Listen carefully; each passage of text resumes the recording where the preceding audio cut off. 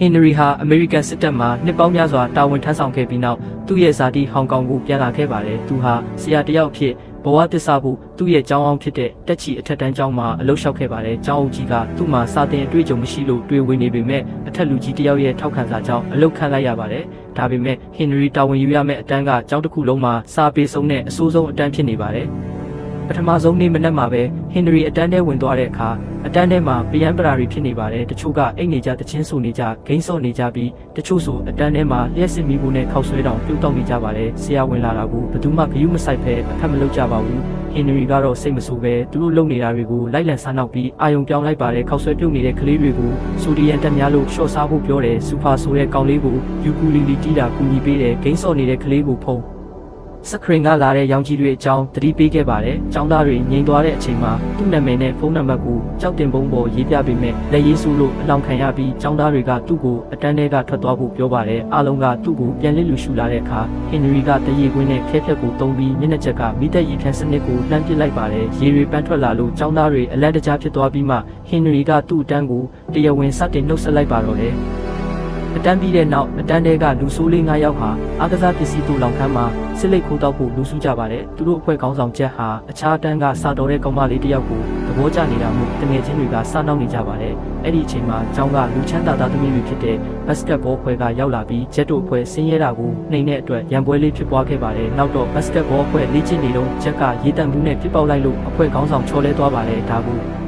အင်္ဂလိပ်စာဆရာမမစ္စလီယန်မြင်သွားပြီးဂျက်တို့ကိုပြစ်ဒဏ်ပေးဖို့လုပ်ပေမဲ့သူတို့ကဆရာမကိုစေးထိုးနောက်ပြောင်ပြီးထွက်ပြေးသွားကြပါတယ်။တစ်ဖက်မှာလည်းကျောင်းအုပ်ကြီးဟာပညာရေးဘုတ်ဖွဲ့ကကျောင်းရံပုံငွေ20%ဖြတ်တောက်တော့မဲ့ကိစ္စကြောင့်စိတ်ညစ်နေရပါတယ်။ဘုတ်ဖွဲ့ကလူတွေကျောင်းကိုစစ်ဆေးဖို့ရောက်လာတဲ့အချိန်မှာပဲဂျက်တို့ဖွဲ့က Henry ကိုရေပုံးနဲ့ပတ်ဖို့ကျောင်းတကားဝမှာအကွက်ဆင်ထားပါတယ်။ဒါပေမဲ့စစ်သားဟောင်း Henry ရဲ့လင်မြန်တဲ့တုံ့ပြန်မှုကြောင့်ရေပုံးကိုကန်ထုတ်လိုက်နိုင်လို့ကျောင်းသားတွေအံ့ဩသွားကြပါတယ်။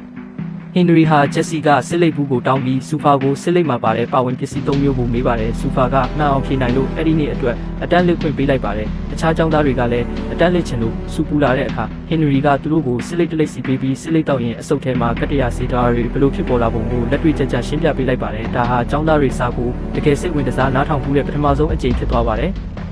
်နေ့လည်စာစားချိန်မှာဘတ်စကတ်ဘောအဖွဲ့ခေါင်းဆောင်ကကျဲရဲ့တငယ်ချင်း Bruce ကိုခြေထိုးလဲလိုက်ရာကနေကန်တင်းတစ်ခုလုံးရိုက်ပွဲကြီးဖြစ်ပြီးပျက်စီးသွားပါတယ်။အကျိုးဆက်အနေနဲ့ဂျက်တို့အဖွဲ့ကကျောင်းသား9ယောက်ကျောင်းခစ်တာအထုတ်ခံလိုက်ရပါတယ်။ဂျက်ကကျောင်းဟာလူချမ်းသာလေးတွေကိုအပြစ်မပေးဘဲသူတို့ကိုပဲမတရားအပြစ်ပေးတယ်ဆိုပြီးစိတ်ဆိုးဒေါသထွက်ပါတယ်။ Henry ဟာဒီကျောင်းသား9ယောက်ရဲ့ကိုရေးရာဇဝင်တွေကိုလေ့လာပြီးသူတို့ရဲ့ဘဝနောက်ခံပြဿနာတွေကိုသိရှိသွားပါတော့တယ်။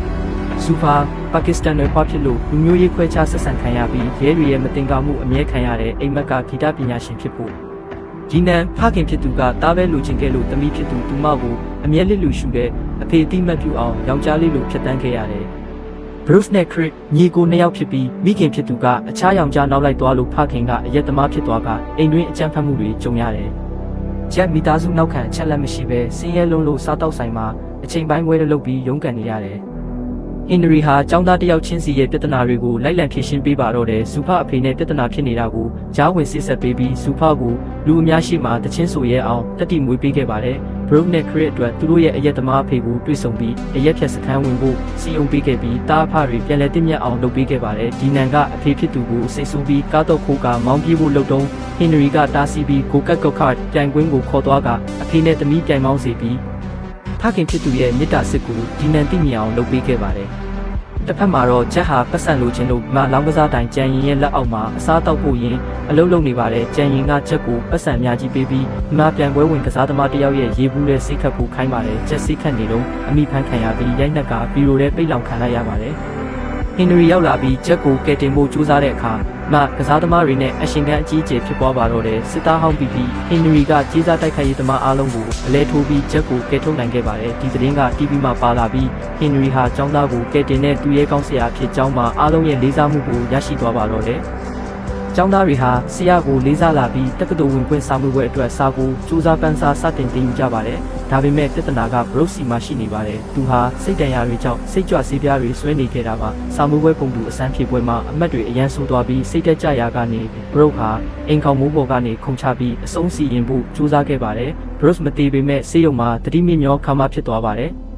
မီဒီယာတွေကဒါကိုကျောင်းနဲ့ဆရာဟင်နရီကျောင်းလို့ပုံဖြတ်သတင်းလွှင့်ကြတဲ့အတွက်ပညာရေးပုတ်ဖွဲ့ကဟင်နရီကိုဆရာအလုပ်ကနေထုတ်ပယ်လိုက်ပါတယ်။ဟင်နရီကျောင်းကထွက်သွားတဲ့အခါကျောင်းသားတွေကငိုယိုပြီးလိုက်တာကြပေမဲ့မရခဲ့ပါဘူး။ကျောင်းသားတွေဟာဆရာအတွက်စာမေးပွဲကိုဂုဏ်ထူးတွေနဲ့အောင်မြင်အောင်လုပ်ပြမယ်လို့တနိဋ္ဌာန်ချပြီးအရင်ကထက်နှစ်ဆပိုကြိုးစားကြပါတော့တယ်။စာမေးပွဲဖြေမဲ့နေ့မှာဂျက်ပါဝင်ကျောင်းသားအားလုံးစီကိုစာမေးပွဲမတိုင်ခင်တနာရီလိုကျောင်းမှာလူစုဖို့ဟင်နရီနာမည်နဲ့ဖုန်းမက်ဆေ့ချ်ဝင်လာပါတယ်။ကျောင်းသားတွေရောက်သွားတဲ့အခါဒါဟာဟင်နရီကိုကလဲစားချခြင်းနဲ့လူမိုက်ကြံရင်ရဲ့အကွက်ဆင်မှုဖြစ်နေပါတယ်။ကျောင်းသားတွေစာမေးပွဲနောက်ကျပြီးဘဝပြတ်သွားအောင်ကျောင်းထဲမှာပိတ်လောင်ထားတာပါ။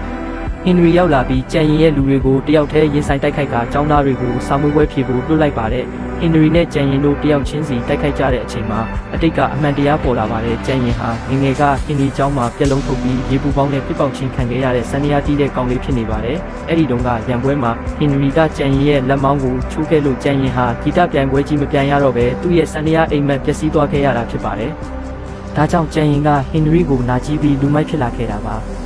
တိုက်ပွဲအပြီးမှာဟင်နရီကကြံရင်ကိုတတ်နိုင်တဲ့အခွင့်အရေးရှိပေမဲ့မတက်ဘဲငငယ်ကအမှားအတွက်စိတ်ရင်းမှန်နဲ့တောင်းပန်ခဲ့ပါတယ်။ကြံရင်လည်းနောက်လိုက်ရပြီးရန်ညိုးတွေပြေးပြောက်သွားပါတယ်။ကျောင်းသားတွေဟာစာမေးပွဲခန်းမကိုအချိန်မီရောက်ရှိပြီးစာမေးပွဲကိုကောင်းမွန်စွာဖြေဆိုနိုင်ခဲ့ကြပါတယ်။ရလဒ်တွေထွက်လာတဲ့အခါအားလုံးကအမှတ်ကောင်းကောင်းနဲ့အောင်မြင်ခဲ့ကြပါတယ်။ကြံရင်လည်းအတိတ်ကိုမေးဖြောက်ပြီးစန္ဒယာပြန်တီးခွင့်ရခဲ့ပါတယ်။ Bruce လည်းသတိပြန်ရလာပြီးနောက်နှစ်စာမေးပွဲဖြေဖို့ပြင်ဆင်ပါတယ်။